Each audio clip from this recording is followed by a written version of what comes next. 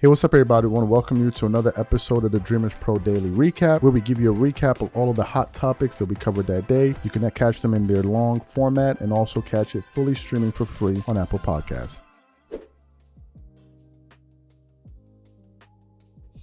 It's been a while since we discussed Shannon Sharpe. Now, Shannon Sharpe recently made some headlines because of a back and forth that he had with Jim Jones on his show Nightcap, and I think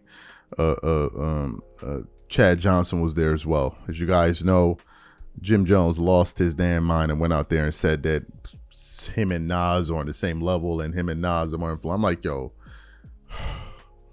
those comments were so ridiculous. We almost did a show about it, but I'm like, nah, this is not my lane. So let me just stay away from that topic there. But that's the last time he made headlines, and he made a lot of news. People were kind of reposting that exchange that took place there. But prior to that, Shannon made news for all the wrong reasons. As you guys know, that salacious lawsuit came out where they were suing him for $50 million for some things that went down between him and an OnlyFans model and all kind of crazy stuff. And when the news initially broke, Shannon was still making appearances on ESPN First Take. But I think many of us suspected that it was only a matter of time before him and the show, they came to the conclusion that, look, you can't remain on air while all of this is going down. And then Shannon went out there and put out the public statement where he essentially said that, look, folks, I'm stepping away from First Take to fight some of my legal battles, but I expect to be back by the beginning of NFL season. Now, when he said that, I was one of the people that said, I'm a bit skeptical of Shannon Sharpe returning after the NFL season. I said the likelihood of that happening I don't think is very high. And then what happened after that, just crazier and crazier audio started coming out. Just crazy things started coming out. So anyway, this morning here, I was going through the internet looking for what to discuss, and I came across some sound from the Dan Le Batard show, right? And Dan Le Batard was essentially discussing Shannon. He was actually talking about Max Kellerman's return to media. But then somehow the conversation veered off into him talking about Shannon Sharpe. And he basically said that he doesn't believe Shannon Sharpe is ever going to return to ESPN First Take. So what I want to do now is I want to play exactly what Dan Le Batard had to say about Shannon Sharpe's situation moving forward. And then I want to come back and continue on the show. Take a listen to his comments here. Well, speaking of older, not this old, but speaking of ESPN personalities or people that you grew up on, Stugat, Max Kellerman is about to make his return, and Max Kellerman has been a prodigy in our business since he was 14 years old, and I'd be curious, just people listening to this, what they would think of Max Kellerman leaving First Take, and I guess probably taking some of the nuance with him, because one of the complaints that Stephen A. had about Max Kellerman and getting him fired was that Max was offering context to an argument show when he wanted to do an argument show. And since then, it's become more and more of an argument show. Although I guess we probably all know at this point that Shannon Sharpe is not likely to ever work at ESPN again, right? Like that's not. I don't know. Well, but I mean, I think we can reasonably assume that Shannon Sharpe would like it to look like he has a chance to return. I don't know that you can be Disney and allow any of what happened there. Does he need to? I mean, it helps to be on that platform during the week, but Stephen A. has made it. I mean, I don't know how many people care about this, but Stephen A. just sort of works independently now. He got the deal that allows him to just be on First Take and then do everything else. And in doing so, First Take has been a giant for a long time. Max Kellerman fell by the wayside, and I think we can say Stephen A. Profited off of his decision there in every way, in a way that was really good for Stephen A. and ESPN, but less good for Max Kellerman. So you heard what he had to say there. Now, I also want to just touch on a little bit of what this report said here from Awful Announcing and just kind of talk about it. So it continues on saying, while Stephen A. Smith remains optimistic that Shannon Sharpe will return to ESPN in time for NFL season, Dan Le Batard isn't buying it. On Tuesday's episode of the Dan Le Batard Show with Stugat, the former ESPN host suggested it's fair to assume Sharpe won't be returning to the network now or ever. While it's still technically possible, Le Batard implied, we've already seen the writing on the world. And then it said on the wall, it says Shannon Sharpe recently postponed his Nightcap live tour, but continues to host the podcast alongside Chad Johnson, even as serious allegations have forced him to step away from ESPN. But before everything unraveled, ESPN was even exploring ways to build a show around Sharpe as a possible successor to Around the Horn. That plan never materialized. Just days before the 2025 NFL Draft, a lawsuit. Okay, so we got that part. And then he said what he had to say there. And then it concludes saying, Disney has built a reputation on brand safety and maintaining a family-friendly image. Whatever Shannon Sharpe's legal fate, the public spectacle around his situation is something ESPN, by its own risk-averse standards, typically runs from. So you heard what that report had to say. You heard his comments on the matter. What are my thoughts here? I think it's a long shot that he's back before the beginning of NFL season. Is there a possibility that he could return to ESPN? Certainly. For example, if we later on find out that, this was just a made-up story and he ends up winning this legal battle, then I don't see why they wouldn't bring him back. I mean, many people have had their hiccups here and there, but they always found a way. At least some of them have found a way to bounce back and come back stronger than ever. I want to take this from a different angle. Okay, I want to talk about the impact that being on television has had or was having on Shannon Sharpe's career versus him no longer being on TV and how all of that's playing out. When Shannon was making regular appearances on First Take, the fact of the matter is he was much more in the news cycle. This is a fact. Number two, when he was on there, it was allowing him to promote his show to a live audience. He was doing it all the time, which I think was helping him push his brand even further and grow even faster. It's one thing when you're doing a pre-recorded video and you're promoting your content. It's another thing when you're doing live content like they do on television. People are watching live and you're promoting your products, right? It just has a totally different effect. Number three, the way we view, and it's just maybe the magic of television, for whatever reason, whenever people see people on TV, they somehow seem larger than life. Even if you're seeing this person on the internet and they're getting big numbers, it's just a totally different effect it has on human beings when they see people on TV. So the aura around Shannon is different now that he is no longer on television.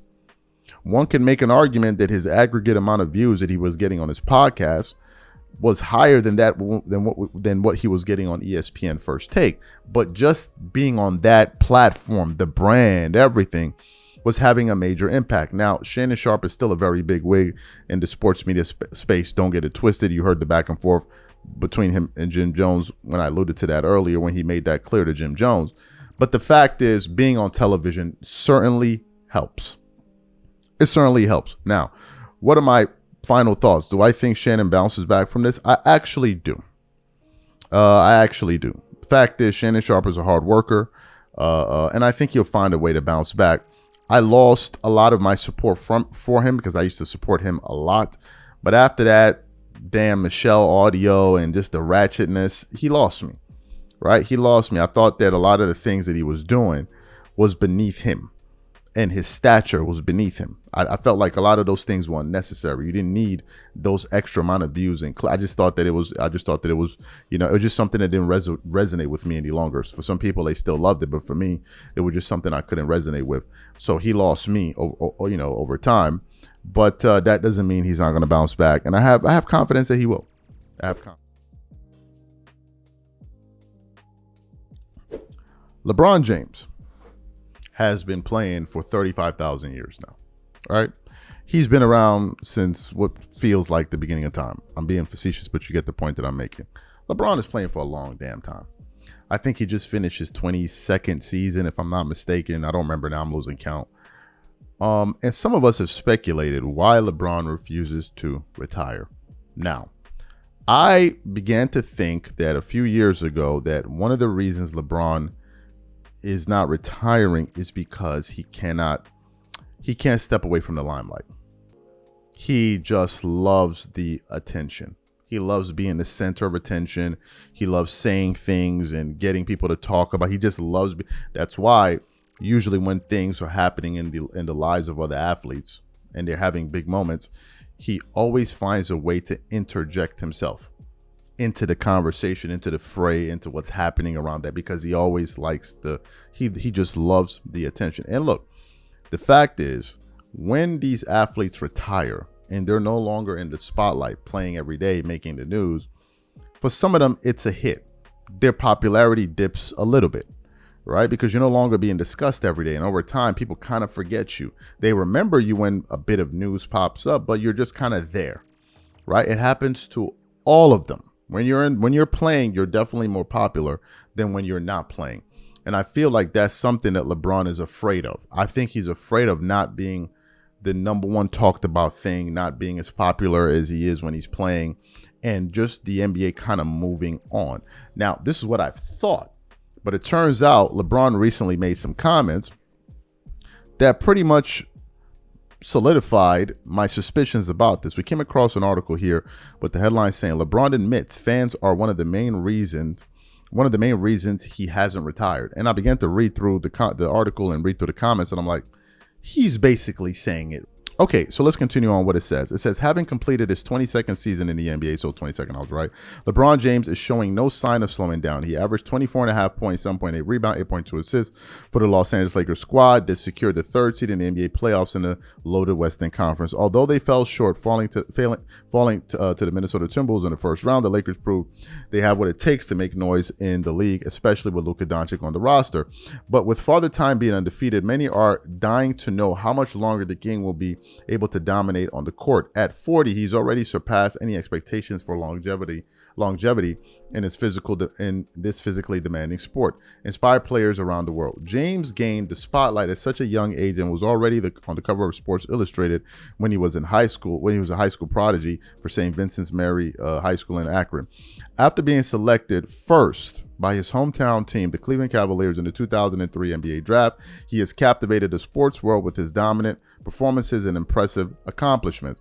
But it's not just his incredible talent that has kept James at the top for so long. It's also his unyielding determination and dedication to constantly improve his game. He credits this mentality to people who admire his game and look up to how he approaches basketball. He says, we've been all over the world, man, and I mean, that's why I still do it. Bron said in a discussion with NFL legend Tom Brady and fellow NBA superstar Victor Wembanyama at Fanatics Fest in New York City. To have people appreciate what you do, it means everything. I fell in love with the game because of what it did for me and my friends. It brought us together. It kept us out of the streets. It kept us away from harm. He added, drawing massive applause from the audience. So to be able to play the game I love and continue to inspire you guys and continue to inspire people all over the world, that's the most ultimate thing I could ever do. And I'm always forever and always grateful for that, for sure. So LeBron is saying it there. He's playing for the reaction of people, right? For people to say, man, you're great, man, you're awesome, man, you're great, man, you're awesome, man, you're awesome. The fact is, has LeBron had enough time to inspire people around the world? Well, certainly so. There are many athletes that haven't been active for as long as he has been that have inspired people. Jordan played 15 years, right? He inspired a whole bunch of people. Really 13 and a half, not even, well, let's say 13 and a half years. Kobe played 20 years. He inspired a lot of people. Some other people played less, like Allen Iverson. He inspired a lot of people, so I don't think it's about playing so long to inspire. I just feel like he loves the attention. That's why he's always he has his hand on the needle of what's going on, what's being said.